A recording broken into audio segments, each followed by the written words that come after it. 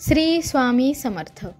सर्व स्वामी भक्तांचे या चॅनेलवरती पुन्हा एकदा मनापासून स्वागत आहे। आज बघणार आहोत आपण 12 राशींचे राशी भविष्य। त्याआधी बघूयात आजचे पंचांग। 19 जानेवारी 2025 रोजी पौष महिन्याच्या कृष्ण पक्षातील पंचमी तिथी आहे। पंचमी तिथी रविवारी सकाळी 7:31 चालेल। त्यानंतर षष्ठी तिथी सुरू होईल।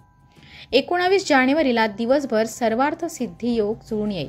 तसेच उत्तरा फाल्गुनी नक्षत्र सायंकाळी 5:30 जागृत असेल।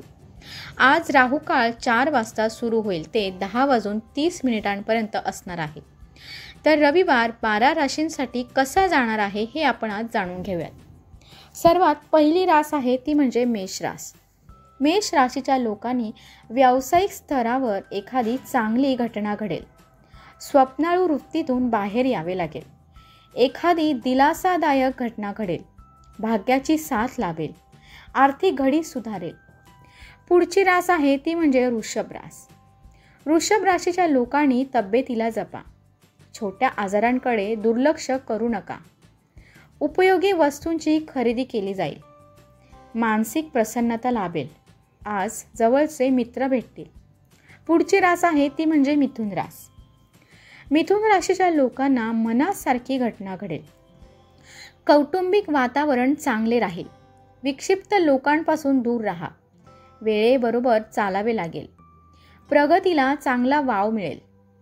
पुढची रास आहे ती म्हणजे कर्क रास। आवश्यक तेथेच पुढारीपणा स्वीकारावा। आज गणेशाची आराधना करावी। हस्तकौशल्यासाठी वेळ काढावा। आज करिअर विषयी चिंता वाटू लागेल। आपल्याच विचारात आज मग्न राहाल। पुढची रास आहे सिंह रास। सिंह राशीच्या लोकांना मुलांकडून चांगली बातमी समजेल। हवी असलेली उत्तरे मिळतील। व्यावसायिकांनी सतर्क राहावे। कामाच्या स्वरूपात काही बदल करून पाहावे। प्रयत्नांची कास सोडू नये।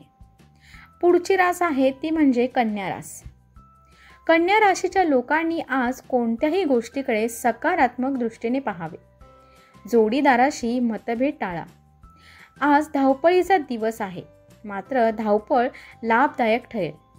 कौटुंबिक खर्चाचा ताळमेळ घालावा। पुढची रास आहे ती म्हणजे तुळ रास। आपल्याच मुद्द्यावर आज अडून राहाल। मनातील संभ्रम दूर सारावा। उगाचच एखादी चिंता सतावेल। मानसिक दुर्बलता टाळावी। हितशत्रूंवर लक्ष ठेवावे। पुढची रास आहे वृश्चिक रास। आज वृश्चिक राशीच्या लोकांनी गरज नसेल तर फार बोलू नका। सामाजिक कामात मदत नोंदवाल। कर्तृत्वाला वाव मिळेल। उगाच लपवाछपवी करू नका। बौद्धिक ताण जाणवेल। पुढची रास आहे धनु रास। धार्मिक कामासाठी खर्च कराल। भागीदारीत विचारपूर्वक गुंतवणूक करावी। जुन्या गोष्टी फायदेशीर ठरू शकतात। जुनी येणी प्राप्त होतील।